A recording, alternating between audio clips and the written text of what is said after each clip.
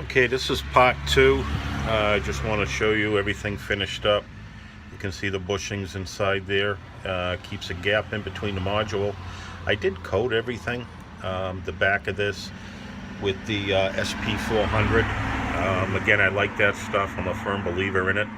A buddy of mine got me hooked on that, and he does it a lot of off-road, and he loves it.